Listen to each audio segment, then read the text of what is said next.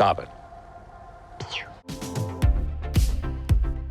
Hey, welcome back to ScreenCrush. I'm Arey, and this is all of the Easter eggs, references, and little things you might have missed in Deadpool and Wolverine. Guys, we have so much to talk about. The movie is filled with amazing cameos that we're going to break down for you, and lots of hidden details that I bet even the most serious Marvel fan missed. We're also going to talk about the hidden meaning behind the movie, and if this movie truly is the comeback of the Marvel Cinematic Universe. I'm the Messiah. Guys, it is so much fun breaking down Marvel for you guys again, and I want to thank you for supporting us over the years and for supporting our merch store. We have a blast designing X-Men and Deadpool parody merch for you like this There's No Living with the Killing shirt, inspired by one of the best movie scenes of all time, and this new Wanda RPG shirt. But I'll give you more details on some new designs later in the video, but for now, let's break this baby down. Right away, we see Deadpool added into the Marvel Studios intro. Not only that, but Wade immediately begins to break the fourth wall by singing the intro music over the credits.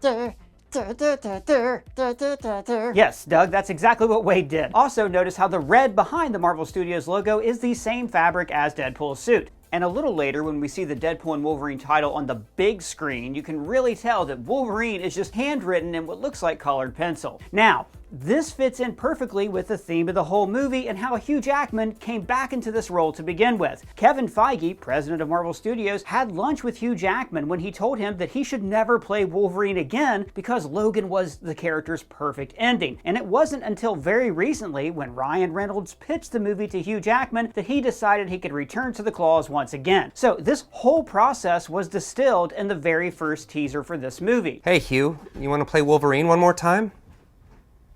Yeah, sure, Ryan. And also, this is exactly what happens in the film. Deadpool literally brings Logan into the MCU. Now, the visual of the word Wolverine being handwritten by Wade is another way of saying that he was the one who convinced Hugh Jackman to take on this role once again. This also calls back to Deadpool's crayon drawings in the very first scene of Deadpool.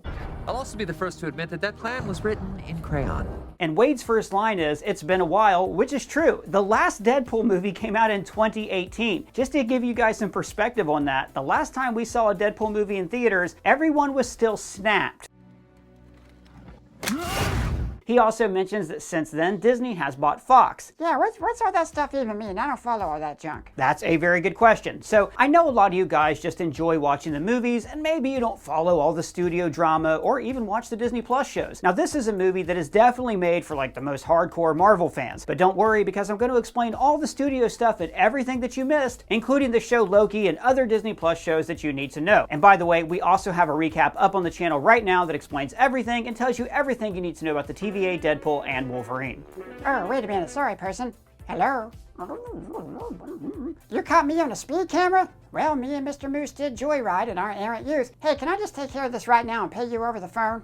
Doug, hang up. But I'm in legal trouble. Also, if I pay now, Steve Perry from Journey will give me gift cards. Dude, the police don't call you and then get Steve Perry to give you gift cards. It's a scam. Oh, well, how did they get my number? It's unlisted. Well, dude, that's the messed up part. They got your phone number and email from an online data broker. The internet is filled with shady people who pay big money just for access to your private data. And I know this because I used to get a ton of spam phone calls and emails. Why, you don't get those calls anymore? Very, very rarely, because I signed up for Incogni. They're the sponsor of this video. Incogni is by far one of the best products we talk about on this channel. This is the app that they don't want you to know about. You would be shocked how much of your private information, your personal information, is just out there on the internet, like your address and your phone number, your medical history. Shady companies can get this info so easy, it is scary. Like you may have noticed, you sign up for some loyalty card or a newsletter, and suddenly you get bombarded with targeted ads or robocalls. That's because these companies are selling your data to giant firms called data brokers, and then they sell your information to other advertisers. Incogni found nearly 300 data brokers that were selling my sensitive information. And we're talking financial details, health history, internet search history, and they were selling this info to the highest bidder. Your bank records,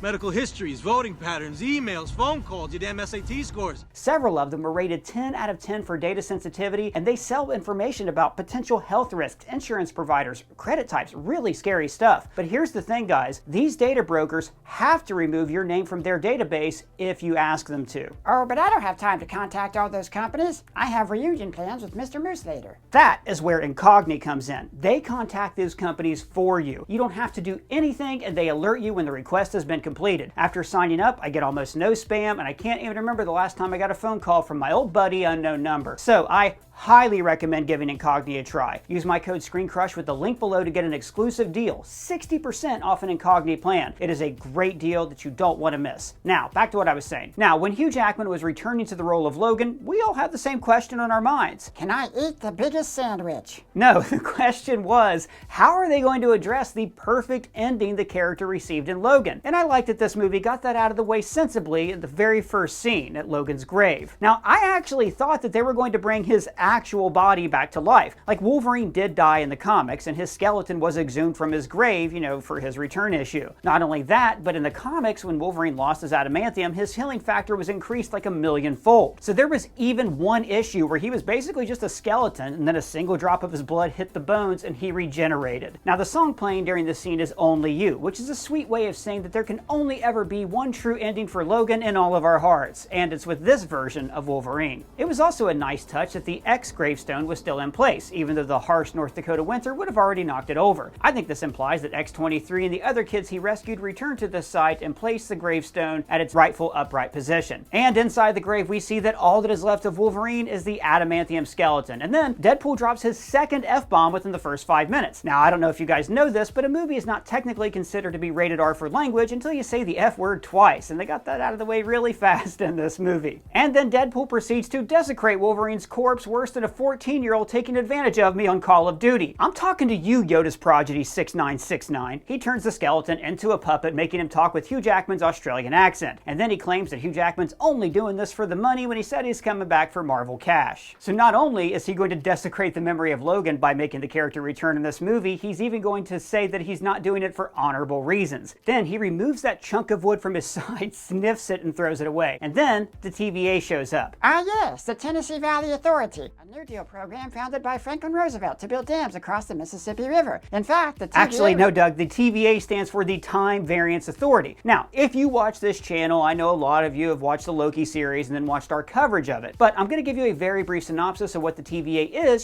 for all the noob masters in the audience. If you already know Loki, don't worry, this won't take long. So you guys remember how Loki grabbed the Tesseract in Avengers Endgame? Well, in the show Loki, that particular variant of Loki was arrested immediately by the TVA. Now, the TVA are essentially time cops who police timelines and make sure that variants don't cause any trouble. And if you want to look like a variant, get our variant hoodie at our merch store. Now look, there is a lot of stuff in that show about Kang and a multiversal war, but you don't need to know any of that for this movie. The show Loki ends with that same Loki variant sacrificing his own happiness to hold all the timelines together. And then, instead of creating a single sacred timeline, he creates a great multiversal tree that allows for many different universes, like the Fox X-Men universe. We'll go into more detail on some of that information later, but for now, that's really all you need to know. These TVA soldiers are called the Minutemen. Now, in the comics, the TVA primarily enforce Marvel Comics continuity, and that's essentially their role now, to make sure that universes die natural deaths and not interfere with the growth of the multiverse. Just before the fight, Deadpool says that there are 206 bones in the human body, but 207 when he watches Gossip Girl. This is because Ryan Reynolds' real-life wife, Blake Lively, stars in that show. And then we get an incredible gore fest where Deadpool uses the bones of Wolverine to slaughter a bunch of random day player TVA red shirts. This opening sequence is set to NSYNC's Bye Bye Bye. Now, this is appropriate for many reasons. One, this movie is essentially a goodbye to the Fox X-Men universe. I also thought that it was interesting that Deadpool reproduces the entire dance from that music video except the superhero landing.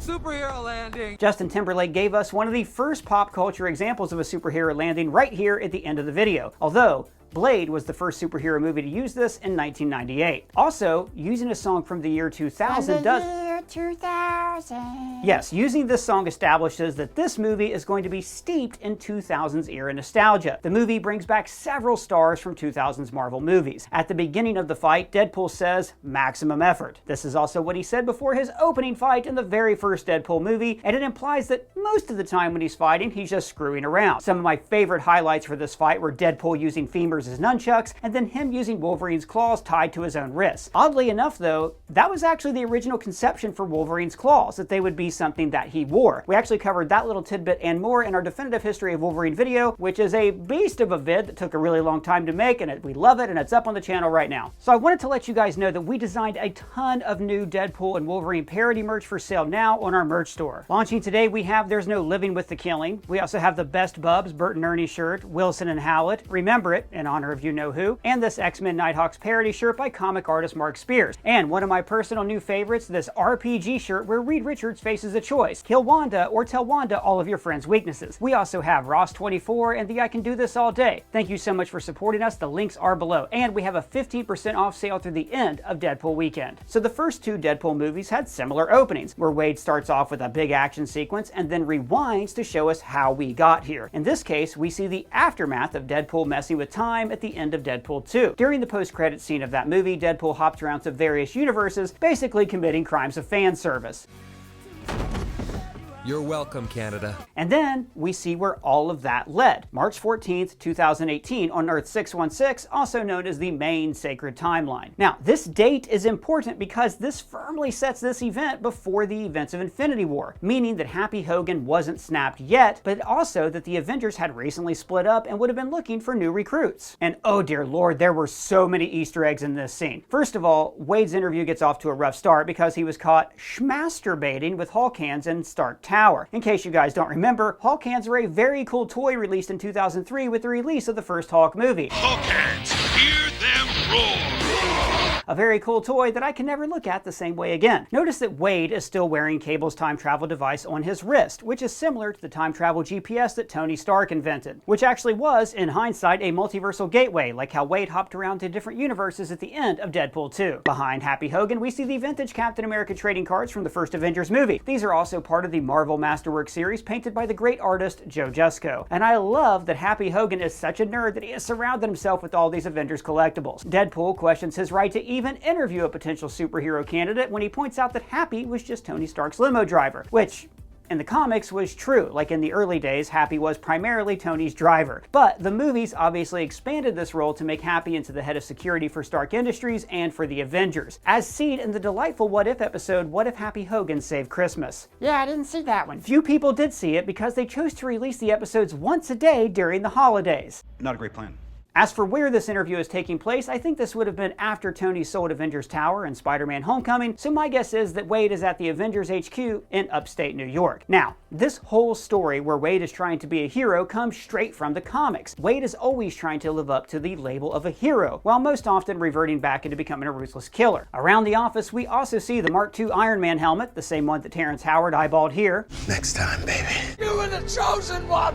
So this is a very subtle Easter egg. Here we see the photo of Tony and Peter Parker. So this is the photo that Tony looked at in Avengers Endgame, where Peter was holding his award upside down. And this inspired him to invert the Mobius strip and invent time travel. This time in the shape of a Mobius strip, inverted, please. But technically, Marvel's deal with Sony means that they have a finite number of movies that Spider-Man can appear in. So you'll notice that Peter is blocked from view here, because showing him would mean that they essentially burned one of their Tom Holland movies. Instead, Peter is covered up with this toy Iron Man helmet, and this is confirming a long-held fan theory. Fans speculated that this kid in Iron Man 2 is actually a young Peter Parker, because Peter Parker grew up in Forest Hills, which is very close to Flushing Meadows. Kevin Feige even confirmed this fun theory as canon in a new interview, and that is why this helmet is placed in front of this photo. And of course, this is the prototype Captain America replacement shield that Howard Stark was working on, and that Tony used to prop up his Palladium maker in Iron Man 2. We also saw this shield in the background of Happy Hogan's apartment in Spider-Man No Way Home. This is the proof Tony Stark has a heart memento that's made from Tony's original arc reactor that Pepper Potts gave to Tony in Iron Man, and we saw again in Endgame. We also see a Forbes magazine cover with Pepper Potts on the front, celebrating her promotion to the rank of CEO, which happened in Iron Man 2. And we actually saw Happy Hogan reading this same magazine in Iron Man 3. Danny Rand also adorned the cover of Forbes magazine in the Iron Fist Netflix series. And in the background, we also see Ultron's Mark I head from Age of Ultron. On the shelf here, we also see a Mobius strip, just like the one that inspired Tony to go off and create time travel.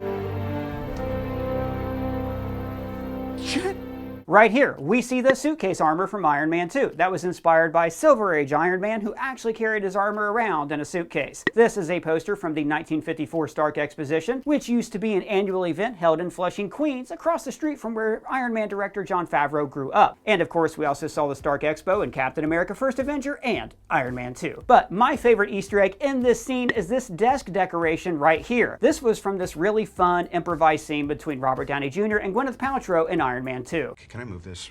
This is crazy. It's like a Ferris wheel going. I'm trying to get some. Now, during his interview, Wade mentions that his former team, X-Force, were all killed by gravity. He is, of course, referring to the funniest sequence in Deadpool 2, where his entire team was murdered one at a time, including Brad Pitt as the Vanisher. He also mentions that Cable didn't test well with audiences, so they wrote him out. They're noting this because at the end of Deadpool 2, Cable said he was going to stick around, and originally Fox was going to set up a Deadpool spin-off X-Force movie. However, all those plans were scrapped when Disney bought Fox. Now, there's a small detail during the interview that I really appreciated. We can see that Wade's top button beneath his necktie isn't actually buttoned. This is showing that he is not accustomed to wearing neckties and that he's uncomfortable during the interview. It might also be because his suit is underneath his clothes and buttoning the top button would just make it too tight. He also mentions that he was former Special Forces, like we saw in Wolverine Origins when he fought alongside Wolverine. So guys, this movie is very, very meta, and this entire scene is Wade searching for legitimacy, or as he puts it, to matter. And this is tied directly into the fan discourse regarding Marvel movies. Ever since Marvel Studios started to connect different film franchises, we've had this idea that for a movie to be worth seeing, it had to matter, or to be connected to the Marvel Cinematic Universe. For example,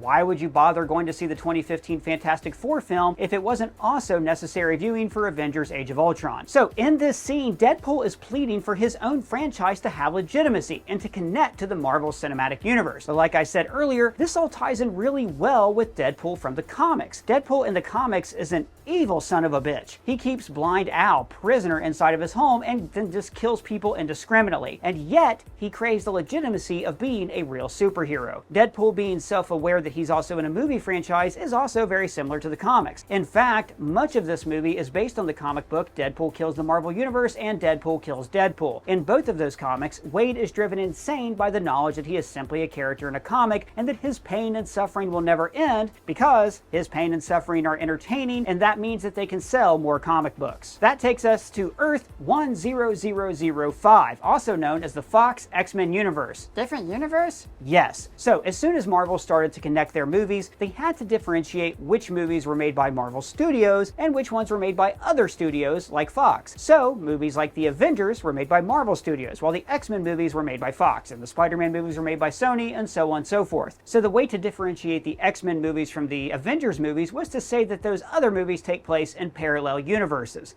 These timelines are so confusing. Wade is now working for a car company called Drive Max, and I actually thought the Max logo looked an awful lot like the HBO Max logo. This could be a dig at Warner Brothers, implying that other superhero universes are just not as good as the MCU. And then Wade goes home and finds a surprise party that we also saw in the trailer. We meet the stars from past Deadpool movies such as Dopender, Vanessa, Blind Al, Negasonic Teenage Warhead, Yukio, and hi, Yukio! That was really nice of you to say hi, so I'm saying hi back. And Colossus in his newer uniform from the comics, Shatterstar, who is one of the few surviving members of X-Force, and then the guy with the beard, you know, that's Buck. During the party, we find out that Colossus is obsessed with the Great British Bake Off. Same. Yeah, me too. And you know what? I'm still not over Bengate. Because even if Diana didn't move Ian's baked Alaska out of the freezer on purpose, she did sabotage him by choosing to make room for her own bake over his. And that caused his elimination. And I'm sorry, that lady got all the backlash and Doug, she really did. That's enough. Jorgen forever. Wade's apartment number is 17, and I think this stands for the 17 Marvel films that Fox produced,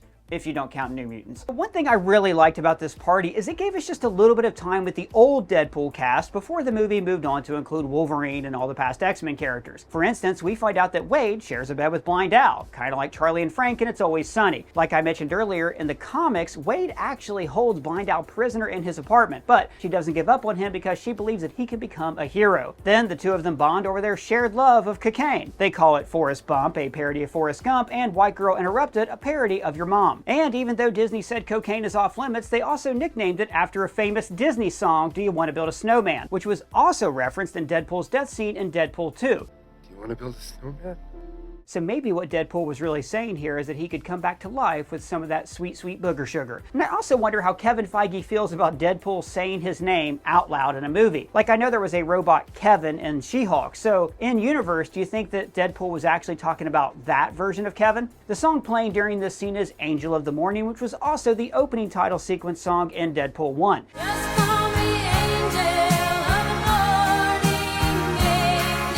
It's one of many great musical callbacks in the film. So as soon as Wade makes a wish on his birthday cake, there is a knock at his door. This implies that Deadpool's wish was to join the Marvel Cinematic Universe. In the hallway, he says, "This isn't Pretty Woman, I kiss." This is because in the movie Pretty Woman, Julia Roberts plays a prostitute who only has one rule. Somehow Palpatine returned. Sorry, I meant this rule.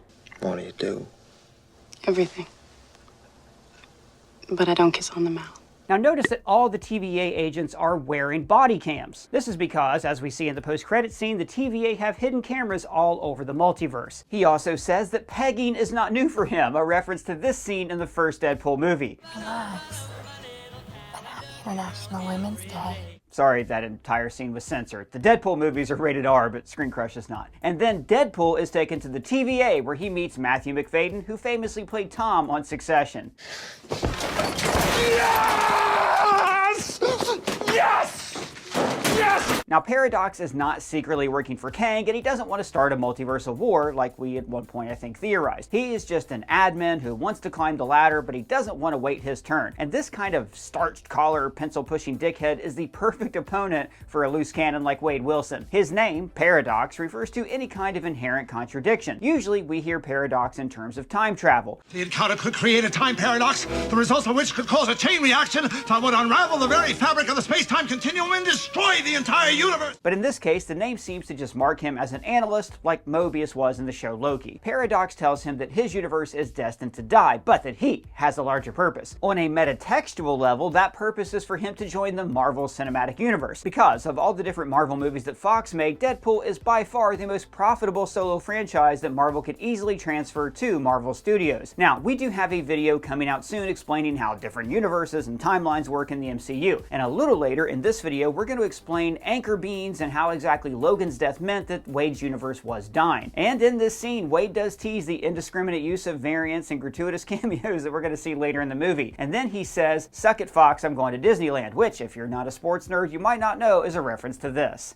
I'm going to Disneyland. The new TVA set is built like the bridge of an Imperial Star Destroyer, with the officers above and the worker bees in the trench. It's a subtle way of showing that Paradox is on a power trip. And then he shows Wade scenes from a ton of MCU movies. Him fighting Loki in the Avengers, breaking through the doors in First Avenger, saluting Bucky in First Avenger, the airport fight from Civil War, and him confronting Bucky at the end of Winter Soldier. Then we see these group shots from Endgame, Age of Ultron, and the airport fight once again. And on the far right, this looks like a laser version of Cap's shield, like the force field shield that he briefly used in the comics. And finally, when Paradox says, "You could finally matter," we see the Avengers assembling as the Avengers theme plays. And here we also see 3 scenes from Endgame: Thor suiting up against Thanos, the Snap, and T'Challa joining the battle. And then he sees Thor crying over his corpse, which was actually just the scene of Thor crying over Loki in Thor the Dark World, but they superimposed a dying Deadpool. The initials on his katanas are B, R, S, and D, which stand for the names of the Golden Girls, Blanche, Rose, Sophia, and Dorothy. In the comics and the movies, Deadpool is a massive fan of B. Arthur, and the Deadpool Corps even named their spaceship after her. And then we get the gear up montage, where look at this, guys. For the first time, Deadpool has a comic-accurate belt buckle. Plus, his katanas are now adamantium, so at least it'll be a fair fight later on. Paradox tells the story that Logan was actually the anchor point of his universe, and this has a lot of meanings. So the movie defines an anchor point as the most important being in the universe, and in the comics, these people are called Nexus beings. Wanda Maximoff, for example, is considered to be a Nexus being in the comic books. Think of them like as the axis of a wheel that the entire universe rotates around. And in the show Loki, a Nexus being was defined as the person who caused a timeline to diverge off its normal path. But because Deadpool is such a meta commentary on superhero movies, an anchor being is defined as the star of a franchise. Ever since the first X-Men movie, Wolverine has been the focus of that franchise. And you have to admit that the X franchise did go downhill after Logan, with the exception of Deadpool 2. So an anchor being would be like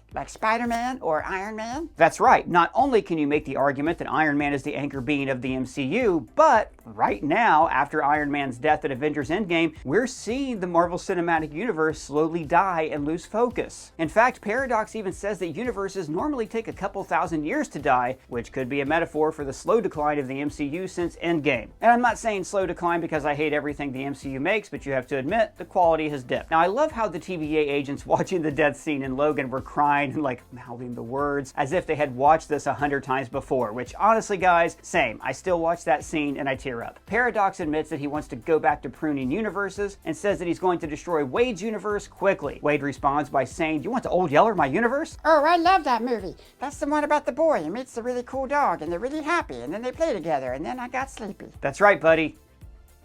It turns out that Paradox has built a machine called a Time Ripper, which is built from several reset charges that we saw in the show Loki. Reset charges would essentially prune a universe and destroy everyone within it. So this Time Ripper will essentially destroy Wade's universe more quickly. Now later in the movie, we even see that the Time Ripper works by turning the universe into spaghetti strands. And as we saw in Loki Season 2, as a universe disintegrates, it slowly turns into strands of spaghetti. Wade's escape is set to the song Iris by the Goo Goo Dolls. Now that song was from the soundtrack of a movie called City of Angels, and that movie was about a romance between an angel who falls in love with Meg Ryan. Similarly, we see Wade Wilson travel from a different plane of existence to give Wolverine purpose in his life. As Wade skips through different universes, Huey Lewis's Power of Love plays. Now this song was famously featured on the soundtrack of Back to the Future, another time travel movie. First, he encounters Wolverine at a bar with comic accurate height. And by the way, this bar is called Live Axe and it's in New York City. Yeah, I hear it's a good time. And I loved how Wade catches this axe right as he enters. Now, it was very weird seeing Wolverine with his comic accurate height because he's only 5'4" in the comics. Believe it or not, Hugh Jackman was once a controversial choice for this character because he's like 6'4" instead of 5'4". And then we see a one-handed Wolverine who is also comic accurate to the excellent Age of Apocalypse crossover story. Then we see Wolverine as his alter ego Patch in Madripoor, you know, where this happened.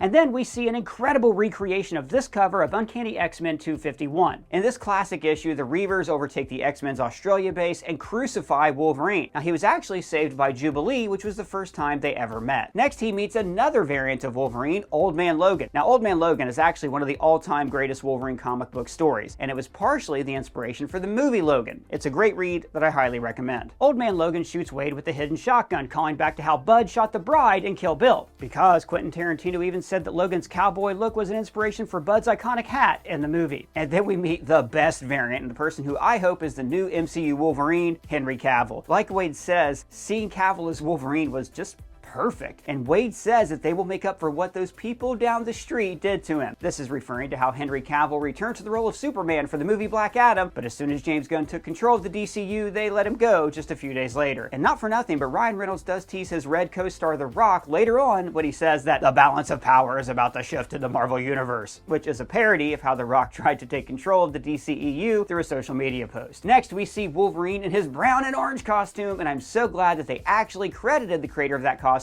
the legendary John Byrne. Wolverine's story has been crafted by a legion of creators like Byrne, Chris Claremont, Fabian Nicieza, Len Wein, Dave Cockrum, Barry Windsor Smith, Roy Thomas, Jin Lee, Mark Silvestri, Mark Teixeira, and many, many more. And these creators deserve their due and their paychecks. Now, this orange version of Wolverine's costume was originally featured in a deleted scene of the Wolverine that unfortunately didn't make the cut of the movie. Here, we see this orange version of Wolverine is about to square go the Hulk. Now, Wolverine first appeared in The Incredible Hulk number 180, and ever since then, he and the Hulk have gone toe-to-toe many, many times. We've always wanted to see the Hulk fight Hugh Jackman's Wolverine in a movie, and this film teased me just enough for it to hurt. Don't give me hope. Notice that when he squares up against the Hulk, his claws look flat and we can see the Hulk's reflection. This is a recreation of this iconic cover of The Incredible Hulk 340 by Todd McFarlane. And then Deadpool tells the Hulk, "I am Marvel Jesus, you dowd creature," before he is slapped away, which is of course a reference to this. I am a god, you dull creature, and I will not be bullied by that. And then we meet worst Wolverine, the star of this movie. When he meets Wade, he says, "Do I know you, bub?" And of course, Wolverine says bub all the time in the comics and all the time in this movie. But you may not know this, but in the first X-Men movie, director Bryan Singer wanted to avoid references to the comic books. He actually forbade comic books from being on set, and then an associate producer named Kevin Feige actually became the go-to source of comic book information for the cast. So the word bub was not anywhere in the script. Wolverine does say it once, Hey, bub. I'm not finished with you yet. Because Hugh Jackman was able to like improvise it and slip it in. We're also introduced to Wolverine at a bar. Now this is how we saw Wolverine for the first time in the movie X-Men and in X-Men First Class. Deadpool keeps calling Wolverine Peanut, which I think might be a reference to the Ant-Man movies. Sweetie, that's pretty amazing, Peanut. He pulls his gun on Logan, and then we can see that the barrel inscription reads, "Smile and wait for the flash." When he sees Wolverine's yellow costume underneath his clothes, he says, well, that only took 20 years. And look, I know all you guys know this, but as Bryan Singer's mandate to make his comic book movie not comic book accurate at all, he not only dressed the X-Men up like Matrix characters, but he mocked us, the fans, for wanting comic accurate suits. What would you prefer? Yellow spandex? Which, you know, X-Men 97 would avenge earlier this year. What'd you expect? Black leather? Later, Deadpool even brags that Logan is no longer ashamed to be in a comic book movie. When Deadpool brings Logan to the TVA, he says, "On your left," which is a reference to this. Don't you say on your left. Come on! And also to this. On your left. And he says that this Wolverine can do musicals. This is a reference to Hugh Jackman's background as a theater actor. When he was originally cast as Wolverine, he had just won an Olivier for playing Curly in Oklahoma. Later in the movie, Deadpool even name drops Hugh Jackman's most recent Broadway run as Harold Hill in The Music Man. Deadpool even acknowledges that Hugh Jackman is joining the MCU at a bit of a low point, which is true. Marvel movies have lost cultural and financial significance in the past couple years, mostly due to the brand being watered down by mediocre Disney Plus shows. Then, Paradox uses a pruning rod to send them to the Void. Now, we did see the Void in Season 1, Episode 5 of Loki. This is where the TVA sends anyone or anything that doesn't fit within their view of the correct flow of time. Deadpool even references that same episode of Loki in the movie. Now, the giant cloud dog that eats these artifacts is called a Lyeth, and he was weaponized by Kang the Conqueror following the Multiversal War. But like I said, you guys really don't need to know any of all that backstory for this movie. When they land in the Void, Deadpool says, "Don't just stand there, you ape. Give me a hand up." And this might be a deep cut reference to the Jetsons. Don't just stand there, you big ape. Get him out of there. When Deadpool lands in the Void, he is next to this issue of the comic book Secret Wars. So this is from the 2015 run where Dr. Doom reset reality on a single planet that he ruled as a god. This is very similar to what Cassandra Nova does in this movie. It even makes me wonder if Avengers Secret Wars is even going to be comic book accurate, because this film kind of already did Secret Wars, with variants from several realities fighting one another. Deadpool points out that the Void looks a lot like Mad Max, but that would be IP infringement, because Mad Max is owned by Warner Brothers. Shh! You wanna get sued? Now, the Void is filled with Easter eggs that were pruned from other realities. For instance, in the foreground here, we see the classic winged helmet that Thor wears in the comics. This could have been from the same reality as old Loki, who wore a comic-accurate suit that we saw in episode 5 of season 1 of Loki. Then again, we saw teenage Thor wear this comic-accurate helmet in Thor: Love and Thunder, so the helmet could be from the Thor variant that Kid Loki murdered in the show Loki. We also see the classic Captain America shield. Here is the Chitauri Leviathan ship, and later we see this Ferris wheel, which is from a set piece in Fantastic Four: Rise of the Silver Surfer. There's also a shield carrier right here, and we also saw one of those in the first Deadpool movie. We also see the top of the Harbor Center, the most recognizable building in Vancouver, where Ryan Reynolds is from. Deadpool and Wolverine fight in front of a giant 20th Century Fox logo, which was obviously pruned after Disney bought Fox. Put on the ears, boy. This is appropriate because Paradox essentially is a representation of a Disney executive who wants to do away with the Fox universe as quickly as possible and use the spare parts to augment the MCU. So their first fight is set to Hell's Bells by AC/DC. And I thought this was interesting because the MCU actually began with an AC/DC song. Oh, I love Led Zeppelin! And in the same way, you can say that this movie represents mutants beginning a new phase of the MCU, the Mutant Saga. So these two invincible guys slash each other for a while before Cassandra's forces show up. Notice how they are using remnants of past Fox and other Marvel movies. We see the Fantastic Car, and in a similar dystopian setting in Old Man Logan, the Hulk's kids also joyride in old Fantastic Cars. There's also Red Skull's car from First Avenger, but because it's a variant, it's painted with flames on the side. And the flames look a lot like the ones on this Hyundai that Luis drove in Ant-Man and the Wasp. And of course, there's the Cupcake Truck from Moon Knight. Now, all of these cars receive some sort of Mad Max-like modification using spare parts they found in the wasteland. And to me, these also look like Hydra vehicles from First Avenger. And guys, how awesome was it seeing Chris Evans return to the MCU, but as that jerk-face Human Torch from the 2005 and 7 Fantastic Four films? Do you want to help me with the zipper? Evans is also dressed like an older variant of Cap from the comic book Earth X when he wore a tattered cloak. And Wade can't help but admire his perfect superhero landing just like he did in Deadpool 1. Superhero landing! Yeah, that's really hard on your knees. He faces off against Aaron Stanford's Pyro. Now, Pyro is one of the best characters from the Bryan Singer movies. What's your real name, John? Pyro. He was a mutant student at Xavier's school in X2, but then joined Magneto's forces in X-Men 3 The Last Stand. In fact, there's a lot of references to The Last Stand that we're going to talk about later on. So Pyro's power is to control fire, so the Human Torch was not much of a match for him. And then we get the return of Tyler Mane as Sabretooth. So Deadpool calls him Logan's brother, which is from the X-Men Origins Wolverine film. And in that same film, Ryan Reynolds made his first appearance as Deadpool, where he fought alongside Sabretooth and Wolverine. My God, you ever shut up, pal? No. Not when I'm awake. So he would know this information that they were brothers from like past personal experience. Wait, I thought X-Men Origins Wolverine was no longer canon after the events of Days of Future Past.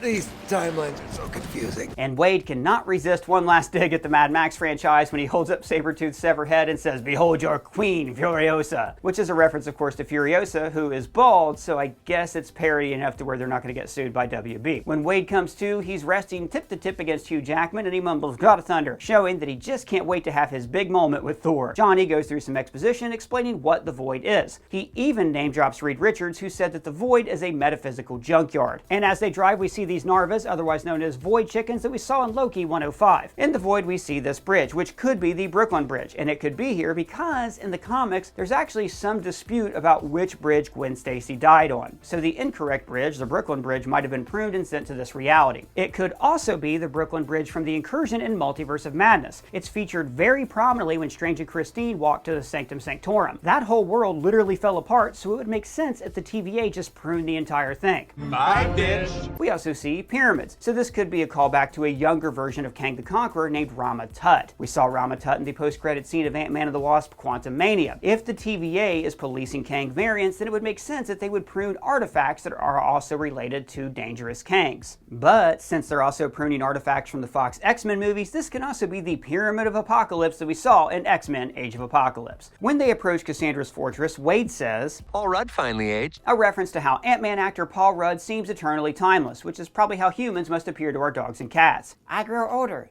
and yet he stays eternal, never changing. My person. Now notice how Giant Man is reaching for something. So when Colton Ogburn and I broke down the most recent Deadpool and Wolverine trailer, he had a great theory. You guys know Colton. He's the guy who's trapped eternally in our television, but he doesn't know, so please don't tell him. Okay, so hear me out. In Ant-Man and the Wasp: Quantumania, we see a Giant Man reaching for the power core, and then he gets spaghettified. He gets too close to that energy, and he gets noodled, just like we saw happen to Victor Timely when he got too close to that kind of energy, and just like we saw in Deadpool and Wolverine when Cassandra Nova is messing with the Time Ripper. We see the noodles. So theoretically, if these noodles mean that you are getting wiped from time, where would you end up? The Void. So I think that this Giant Man that we see laying in the Void with his arms stretched out like this is the same Giant Man from Quantumania that was reaching for that power core and got noodled and sent to the Void. That is a really fun theory. And then we get cameos galore. We see Azazel, who was Sebastian Shaw's teleporter in X-Men First Class, and he joined Magneto at the end of that movie, but he was absent from the rest of the series because he got pruned. Although it is heavily implied that he is Nightcrawler's father. This guy from the striped shirt is from The Punisher, and his name is simply The Russian. And this is the Juggernaut from X-Men The Last Stand. So in that movie, he was played by Vinnie Jones, but he's been recast here. Deadpool even says that he's yet another Juggernaut because he also went up against a different Juggernaut in Deadpool 2. I'm gonna rip you in half now. There's also the Blob, who appeared in X-Men Origins Wolverine. Did you just call me Blob?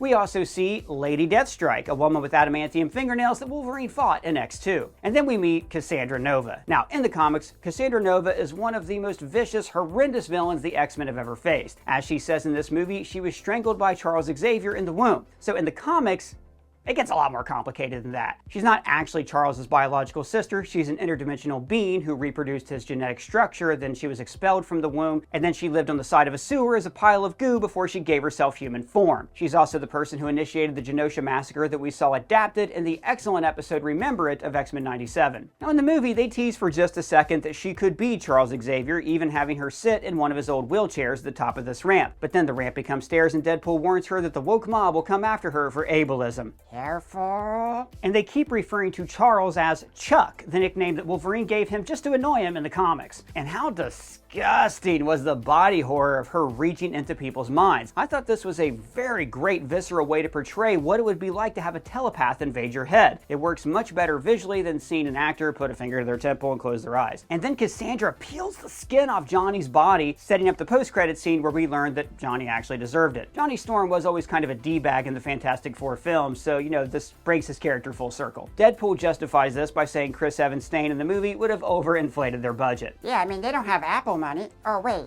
too soon? Sorry. Deadpool even says that he was not his favorite Chris because, you know, there are so many of them, especially in superhero movies. When the fight starts, Deadpool says, "My boy is wicked strong," which is a callback to this. Somehow Palpatine returned. Sorry, I meant to this. My boy's wicked smart. That expression has become shorthand for, "My buddy is a badass and will kick your ass in areas where I feel outclassed." Wolverine and Deadpool escape by using a jet foot from a retro Sentinel that we saw in Days of Future Past. I love how Logan immediately recognized the Sentinel leg and he knew that he could hotwire it. After all, the same leg knocked him out a little earlier in the movie. As they escape, Deadpool says he's telling Blake about Wolverine's dirty mind, and this is the second reference to his wife Blake Lively, but it's not going to be the last. They end up at Joe's Diner, and if that looks familiar, it's because this is the same diner that appears in the comics. He tells Wolverine that he started wearing his red suit because of blood stains, which is exactly what happened in the first Deadpool movie. Salsa water and lemon for blood. Or wear red. He also mentions that he failed to become an Avenger and an X-Men, which we saw occur in Deadpool 2. You're wasting your time, shiny Jesus. I'm not X-Man material. And then, there she is, you guys. Mary Poppins, aka Dogpool. She is such a good girl. I don't see what the big deal is. Just some stupid puppy. Big tongue. And then we meet Nice Pool, who is handsome Ryan Reynolds with long hair. And he is so nice and so Canadian. I feel like this was also a callback to the early run of the Christopher Priest Deadpool comics when Loki cast a spell on Deadpool to make him handsome. When he introduces Wolverine, he points out that he usually is super jacked, but now he's let himself go since the divorce. This is because Hugh Jackman has recently been divorced from his longtime wife. He also mentions that Lady Deadpool just had a baby, and later in the movie we see she's played by Blake Lively, who recently had a child with Ryan Reynolds in real life. As they travel in Nice Pool's Honda Odyssey, we see one of Thanos' ring ships from Avengers Infinity War. When they get in the car, Deadpool searches for the right song, just like the black SUV fight in Deadpool 1. And he scrubs past the song from The Greatest Showman, which starred Hugh Jackman. And then Wade runs his mouth too much and tries to cover it up by doing Spider-Man thwips to distract the audience. Stop it. So I love the next fight scene where the two of them are sitting in a car for most of the fight. They created some really neat choreography by using their seatbelts. So the fight is set to the song "You're the One That I Want" from Grease. In the song, Danny and Sandra Dee are essentially making demands of each other for the other person to be worthy of their time. It's actually kind of perfect for this song, which is about these two people working out their differences before they actually fight alongside one another. I also like the small detail that Nice Pool has one of those coexist bumper stickers on his car. The two of them pass out and are found by X-23, aka Laura, who was Wolverine's daughter from Logan. When she takes them back to her lair, we see my favorite Easter egg of the movie. Guys, this is a statue of the Scarlet Witch. Now you remember that in Doctor Strange in the Multiverse of Madness, we learned that there was a prophecy about Wanda. It was prophesied that a chaos god called Chthon would use her to destroy the world. But instead, Wanda defied this prophecy and destroyed an evil book called the Darkhold in every reality, and apparently sacrificed her life. But now I'm thinking that she actually ended up in the void. So if the MCU does do a soft reboot after Secret Wars, Wanda could make up for her past by destroying the world, as the prophecy said. But in destroying the world, she would also create a new universe where all of these different characters are combined in the same universe to begin with, and we don't have to worry about variant timelines anymore. Then we meet the rebels against Cassandra Nova. We have Jennifer Garner's Elektra. And you know, that's one of the few superhero movies that I have never seen. It's also funny because Jon Favreau's in this movie as Happy Hogan, and in that franchise, Jon Favreau played Foggy Nelson. And then, guys, this is so good, we get the return of Wesley Snipes as Blade. Guys, Blade originated the successful Marvel movie franchises. I cannot even express how big of a deal it was to see Blade in 1998 and to see that they finally got it right. His last film was Blade Trinity, which was not good at all. And that film also starred Ryan Reynolds. Wesley Snipes was famously difficult to work with on that movie, often retreating into his trailer for hours on end and communicating communicating with the director by passing notes, and Deadpool alludes to this troubled past when he says that Wesley Snipes never liked him. And then we get what is by far the greatest cameo of the movie, Channing Tatum as Gambit. Oh, Channing Tatum played Gambit? No, Taylor Kitsch played Gambit briefly in Origins Wolverine, but Channing Tatum really wanted to play the character. He loves Gambit and was trying to develop a Gambit movie with Fox for years. And knowing that, now you get all the jokes where Deadpool tells him that maybe nobody ever really wanted him to be in the movie or play this role. At one point, Deadpool even calls him Sling Blade, a reference to the Louisiana set Billy Bob Thornton movie. I kinda want something other to eat. He calls Gambit the superhero version of Hawkeye because Hawkeye isn't really a superhero, no powers. And then he says that his power is, close-up magic, which is wrong. That power belongs to Jimmy Woo. James E. Woo, FBI. And then he accuses him of taking dialect lessons from these guys. They also name-drop Magneto and his helmet that would stop Cassandra's powers. Of course, Magneto invented this helmet to stop Xavier from probing his mind. And then Deadpool blames Disney for being cheap and says some profane things about Pinocchio. They also mention that the Punisher used to be in the Void, and Wade references, well, which one? There have been 4 of them, which is true. There was Dolph Lundgren, Thomas Jane, the late great Ray Winstone, and now John Barenthal. They also mention Quicksilver and Daredevil are dead. Now, in the X-Men movies, Quicksilver was way overpowered. And if had he been in this movie, it wouldn't have been very good because he could have just solved everybody's problems. But the Daredevil that they're referencing is actually Ben Affleck's version. When Wade offers condolences, Jennifer Gardner says it's fine because those co-stars were married and divorced in real life. When Deadpool rallies the troops, he says you can avenge your universes. And guys, that's anchor beam talk. Because if we can't protect the Earth, you can be damn well sure we'll avenge it. And then Blade says what he really wants is legacy, maybe in reference to how Blade Trinity was by far the worst in the series. Later in the movie, he also says that there will never be another Blade, which really felt like a tongue-in-cheek reference to all the pre-production problems Marvel has had getting Mahershala Ali's version of the character off the ground. Notice that Laura has an X belt buckle, which implies that maybe she and the other orphans restarted some kind of X team. And later we see the worst Wolverine also has this same symbol on his belt. It's a nice way to show their inherent connection. Cassandra's forces are flying an Avengers flag, which is repainted with an anarchy symbol. I also want to flag here that a telepath living inside of a giant skull is pretty funny. The first fight of the movie was with a skeleton, and one of the last fights is inside of a skeleton. Now this is appropriate since the movie is about the deaths of universes, but Wade is also out to prove that his universe should survive because it has metaphorical strong bones, unlike the Human Torch. During the fight, we get to see Elektra fight Toad, and Gambit fights with his signature playing cards and staff, and then Blade fights Azazel, who, you know, out of all these characters looks the most like a vampire, so I guess that fits. Elektra is excited that they're all finally going to get a proper ending because, you know, all of these franchises fizzled out and kind of went nowhere. There's also a lot of fun callbacks in this fight, like when Blade repeats one of his all-time greatest lines. Some motherfuckers are always trying to ice skate uphill. And we also see Laura wearing the same sunglasses that she stole in the movie Logan, which is a very sweet gesture because it means that she hung on to these because they remind her of her dad. I also like seeing Toad's tongue used against him as a weapon. Alright, and so you know that Juggernaut's entire deal is that he can never be stopped. And I love that X-23 found a really vicious way to stop him by severing his Achilles tendons. One could even say that it was his Achilles weakness. Blade uses the same batarang that he used in his first film in the Blood Dance Club, and Cassandra's forces have guns that charge up like Hydra weapons from First Avenger. And all around, guys, I loved Gambit in this fight. Channing Tatum was definitely auditioning to keep playing this part in new X-Men movies. Then Cassandra Nova enters Wolverine's head from inside Ant-Man's head and delivers our prophesized flashback. The prophecy. We see this vision of Wolverine alongside these tall tombstones. Now, this visual was actually lifted from the original Days of Future Past comic book. I also thought it was interesting that he is surrounded by a field of wheat. In Moon Knight, we saw a similar field representing the afterlife. And in Deadpool/Logan's universe, it was genetically modified corn syrup that ended up killing off the mutant race. It is possible that gluten did the same thing in other universes, which would actually be a funny callback to this line from Deadpool.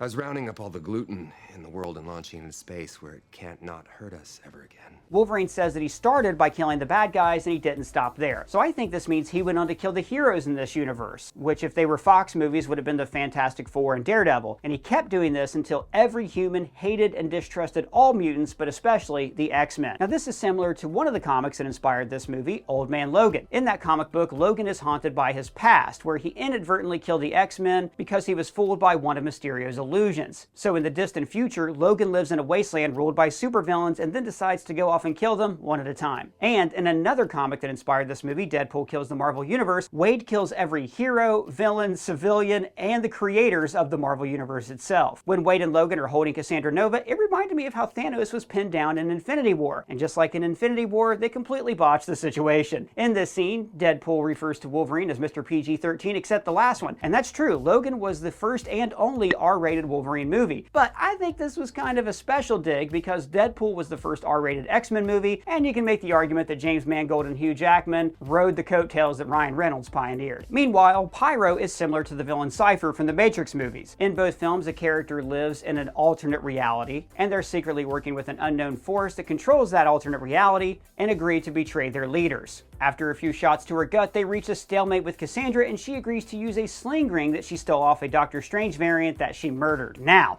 it is interesting that sling rings, which we've seen multiple times in the MCU, also have the ability to teleport people to the void. Because, as we saw in Multiverse of Madness, Doctor Strange cannot travel to different universes. So the void is more like a nexus point between all realities. It's the center of that wheel I was talking about earlier. So that means that anybody could reach the void with a sling ring. Again, this could feature very heavily in Avengers Secret Wars. Afterwards, she has 3 stripes of blood on her chin, which look like Wolverine's claws. I think this is a subtle way for Wolverine to look at her and see that the two of them both seeking vengeance makes them too much alike, and this is part of the reason he chooses a better path. Cassandra then tells us her new master plan to destroy every universe except the Void. Again, this is a lot like Doctor Doom in the 2015 Secret Wars comic book. I actually feel like they can't do that story now because it's already been done here. So if you guys have any theories about what'll happen in Avengers Secret Wars, let me know down in the comments below. And then we see Hunter B-15 from the show Loki. So Hunter B-15 had a great arc in that series. She started off as a sycophant for the Timekeepers. And if you see a Loki,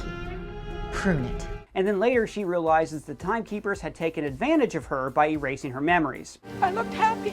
So in Loki Season 2, she is one of the strongest advocates for not erasing the universe from existence, which is why she comes down so hard on Paradox later in the movie. Logan and Wolverine land at a store called Rob Liefeld's Just Feet, a dig at the Deadpool co-creator who was bad at drawing feet and just about everything else. Outside, Laura gives Wolverine a pep talk. Now, I know some of you are wondering if this is Laura from the actual movie Logan or a variant of Laura, but we're going to save all of that kind of stuff for our theory videos that are going to be coming out in the next few days. When Wolverine explains why he now wears the yellow spandex, he says that Scott and Jean and Beast wanted him to wear the uniform. So this version of Wolverine was more of a loner than the version from the X-Men films, and his isolation ended up getting his team killed. Guys, this was a great way to bring the yellow suit into this universe. The Hugh Jackman Wolverine that we've seen in past movies would never willingly agree to wear this ridiculous yellow costume. But the character's so badass that he made it work. And I totally believe that he would wear this costume out of guilt, like it's a kind of penance or contrition that he has to do to atone for his past sins. As the team travels to Cassandra's fortress, they pass the ruins of Asgard and the Guardians of the Galaxy ship, the Benatar. When they arrive, they square up against all of these generic mutants from Magneto's team in X-Men 3 The Last Stand. And gang,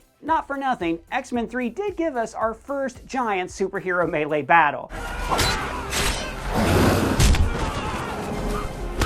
And then the Deadpool Corps show up, and in the comics, the Deadpool Corps was a multiversal group of Deadpools that were formed by Deadpool from the 616 universe. He recruited them to achieve a great cosmic purpose, and in this movie, the main Deadpool also calls himself Deadpool Prime, which is probably a reference to Superboy Prime from DC Comics. And then the Deadpool Corps show up, and there are a ton of Easter eggs in this scene, some from the comics and some are just fun versions they made up for the movie. They are led by the aforementioned Lady Deadpool, played by Blake Lively. From the comics, we see Headpool and Kidpool. This is Welshpool, which is probably a nod to Ryan Reynolds' soccer team, Wrexham FC, who are based in Wales. There's also this top hat magician Deadpool. This looks like African Deadpool, Cupid Deadpool with an arrow through his head, Cowboy Pool, Deadpool 2099, based on the 2099 comics, Golden Age Deadpool, who looks like he's from the 1940s, Ronan Pool, and at the very end of the fight, Ronan Pool regrows baby arms like Wade's baby legs in Deadpool 2. Here we see Zen Pool, and after they all pose, notice that Baby Pool is just sitting down. And my personal favorite, Scottish Pool, who also is wielding a giant claymore sword. This is all inspired by the comic book Deadpool Kills Deadpool,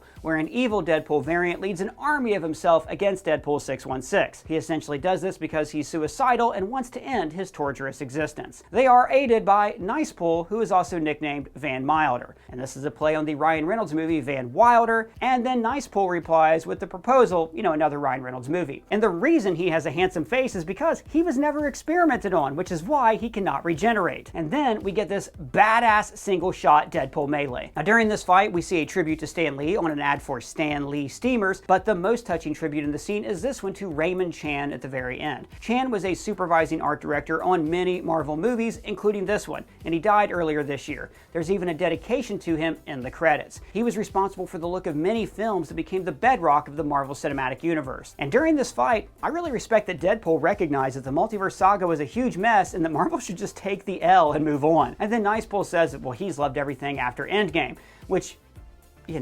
Liar! Wade also claims that The Wizard of Oz did the multiverse first, which is not true. It's a Wonderful Life was the first multiverse movie. And then he says, I am not a medicine woman, which I think is a tongue-in-cheek reference to Dr. Quinn, Medicine Woman. And ScreenCrush, you have to admit that this was like the most exciting Marvel melee since Avengers Endgame. How amazing was it when we finally got to see a comic-accurate Wolverine mask on screen? Deadpool even mentions how it's better than Batman's mask because at least he can turn his head. And this is making fun of the original Batman suit worn by Michael Keaton, where essentially he was in a frozen rubber condom for the entire film. Also notice how Dogpool just randomly runs back and forth from one side of the screen to the other. It's just magical. And this entire fight was really just an excuse to see Wolverine and Deadpool kick some ass against a bunch of literal red shirts who can't die. And I love that it ended by exploiting every Deadpool's love for Peter. X-Force! This entire fight was the equivalent of Brian falling in the spaceship in The Life of Brian, and I loved it. Now, the Time Ripper runs on antimatter, just like the multiversal loom that we saw in the second season of Loki. This sets up Deadpool for a heroic death, fulfilling what he said earlier in the film. I am Marvel Jesus. So Wade closes himself behind a glass door and makes a reference to the death of Spock and the Wrath of Khan. But then when all is lost, Wolverine also emerges to sacrifice his life as Madonna's Like a Prayer plays. So this music video is filled with Christian imagery, so it's appropriate for a scene where two heroes of the Fox X-Men universe spread out their arms like a crucifix pose to literally kill themselves to save their franchise. This is also like a reverse Samson, who pushed down two pillars to bring down the Philistines' temple on their heads. Except here, Wade is pulling the pillars inwards to hold the universe together. But of course, these are superheroes and not even Logan can stay dead. I also thought it was nice that they gave Hugh Jackman one last chance to show off how freaking ripped he is. Then Hunter B-15 shows them a miracle that their timeline has been restored. And I think this is because now they are both stars of this franchise. And this franchise has crossover potential with the Sacred Timeline, aka the 616, aka the Marvel Cinematic Universe. Hunter B-15 also confirms that they cannot change Logan's past, because doing this would change the man he is, which would then change all he has accomplished. So this is confirming the time travel rules that the Hulk established in Avengers Endgame. Think about it. If you travel to the past, that past becomes your future. And your former present becomes the past, which can't now be changed by your new future. And then Logan and Wade eat shawarma, which, as they reference, is a callback to the post-credit scene of the Avengers. Wade even acknowledges that the Avengers kind of made shawarma because after the movie was released, the food had a massive spike in popularity. At first, Hugh Jackman's Wolverine says that we probably won't see him again, but remember, not wanting to be a joiner is actually what ruined his universe, so he decides to stay with Wade and his friends. We even get a family dinner ending like most Multiverse Saga shows and movies as of late. Wow, yeah, there are a lot of family dinner endings. Yeah, and you'd think Wade would have at least acknowledged that the Fast and the Furious have already done this. And I'll be honest, guys, I got a little misty-eyed during the credits. Like, I grew up with those Fox X-Men movies. For better or worse, those were some of the first actual good Marvel movies that we ever had. A lot of very talented people worked so hard to make those films, and I am so grateful for the work of those filmmakers and the people who made this movie. I had so much fun watching Deadpool and Wolverine. This movie raised a lot of questions, and I think that, we're going to get a lot of answers at San Diego Comic-Con. So please subscribe here at ScreenCrush, where we're going to be breaking down all things Deadpool and Wolverine for a very long time. Big shout out to the team who edited this massive beast of an Easter egg video. I cannot do it without you guys, and I have the best job in the world. So what did you guys think of the movie? Let me know your thoughts down in the comments below or at me on Twitter. And if it's your first time here, please subscribe and smash that bell for alerts. For ScreenCrush, I'm Ryan Arey.